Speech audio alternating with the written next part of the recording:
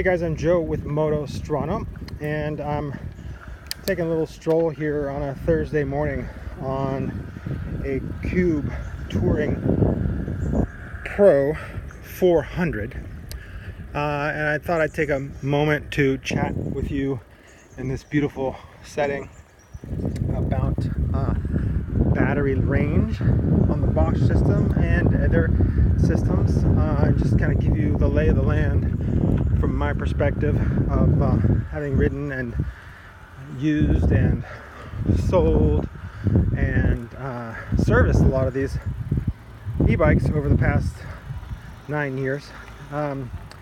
Battery life has come a long way. Batteries are more compact and have more cells and more watt hours compacted into them.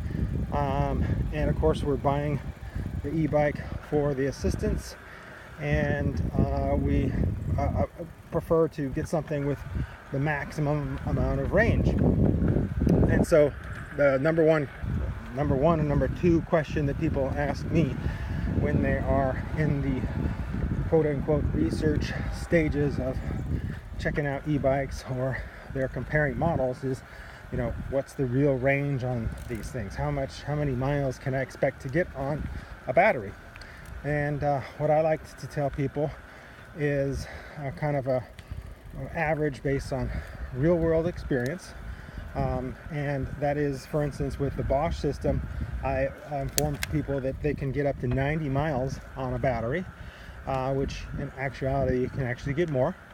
And that's with a given certain kind of circumstances and conditions. And then on the low end, you can expect somewhere around 30 or 40 miles, again under certain conditions and circumstances. The Bosch system is really one of the best, but these numbers apply both to the Yamaha, to the Bros, to the Shimano, to all the better mid-drive systems that I'm talking about.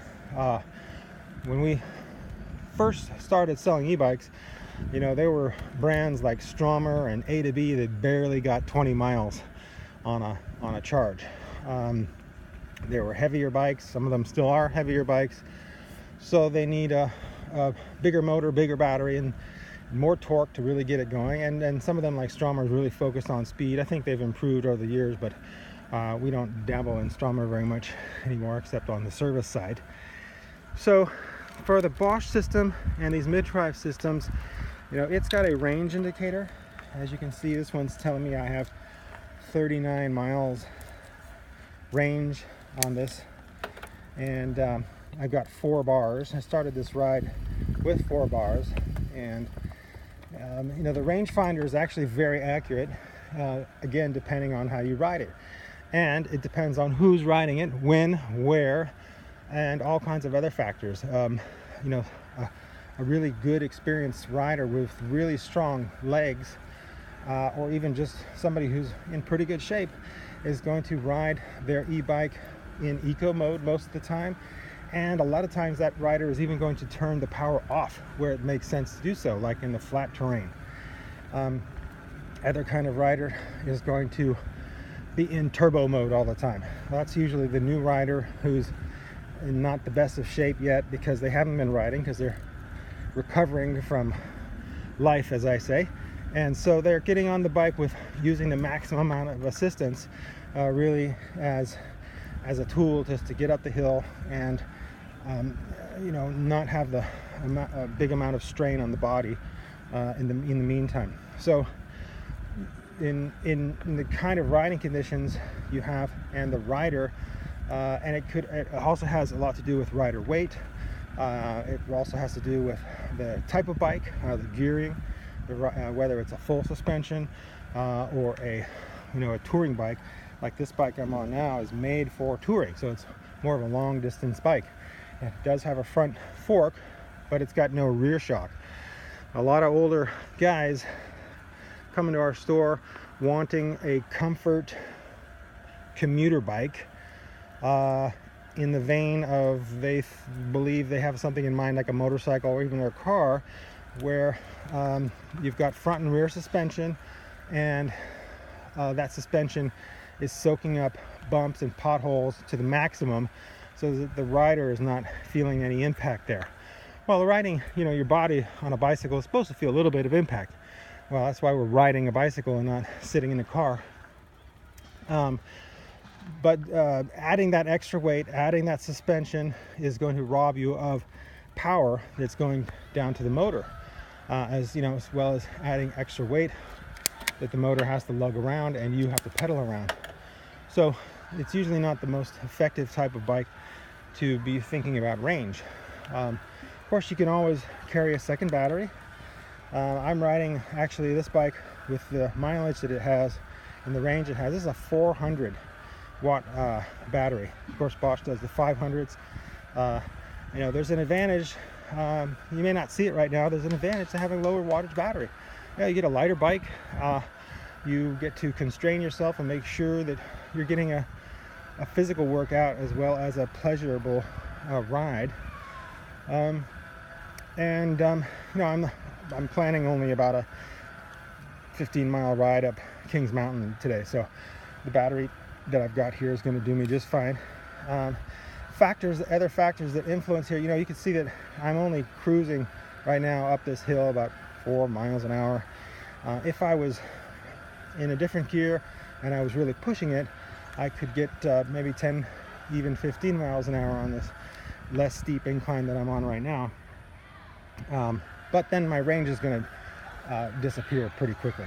So the biggest thing that you can do to conserve battery range, like I say, is to keep your power settings in eco, and in particular, turn the battery and motor off entirely when you're going flat or even a moderate incline.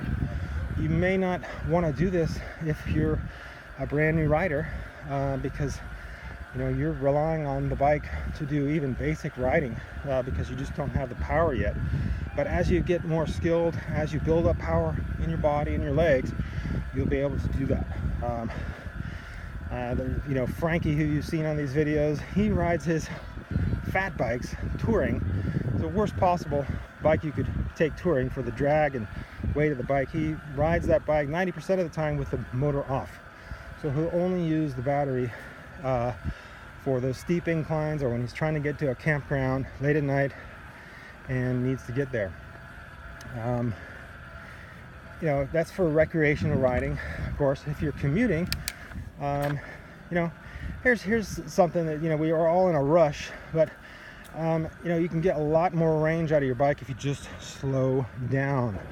I know you're trying to beat traffic, you're trying to get to work on time, you're trying to look good for the boss, make the sale, bring home the bacon and stuff like that, but riding is also about being healthy, having a sound way of living, and I believe that requires us to slow down a little bit, smell the roses, enjoy the view a little bit, enjoy the commute, and in doing so you also tend to get into less incidences, risk of crashing and stuff like that. So you can do whatever you want. I'm just kind of passing on my recommendations here, and they tend to be based on the systems we sell, which are these Bosch, Yamaha, Shimano, Bros mid-drive systems. There are, of course, e-bike kits and products out there with 1,000-watt motors and 2,000-watt motors and 2,000-watt batteries and all kinds of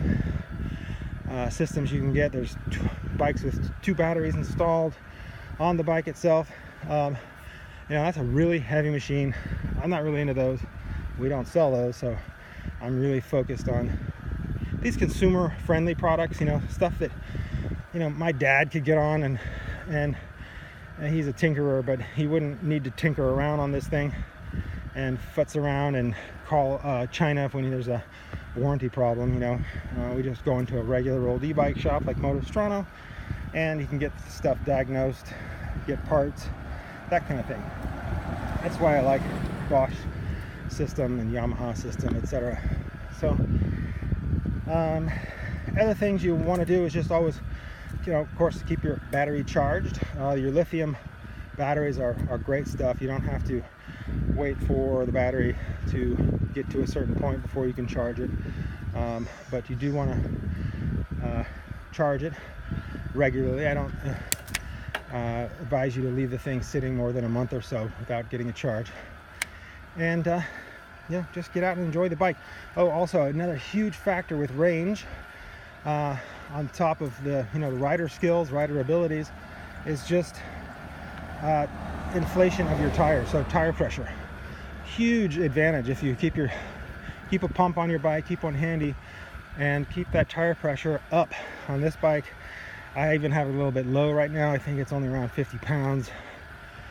Tire pressure on this probably should be more like 60 or 70 at least, and that would give me a little bit more range. Now you can see on that little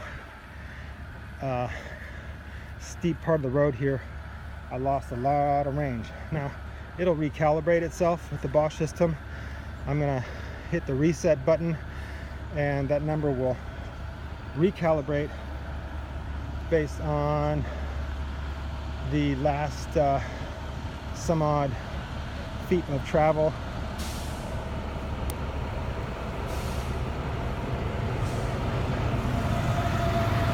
So now it's back up to 53 miles range, and as long as I keep up the power and I stay on this flat kind of terrain, that will be true. So that's my spiel on battery range, I think. If you have any questions, give us a call, post a comment to our video. Just make sure you get out and ride as much as you can.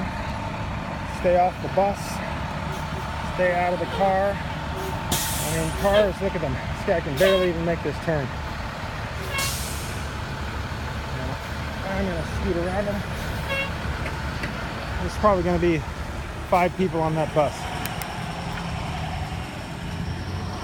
And it's amazing how inefficient cars are for just getting around in tight areas, traffic zone areas. Just getting to this riding area here, I had to drive, and people coming out of their neighborhood in traffic. Out here in this beautiful nature, they're in traffic just to get to work. So that's it. Happy riding.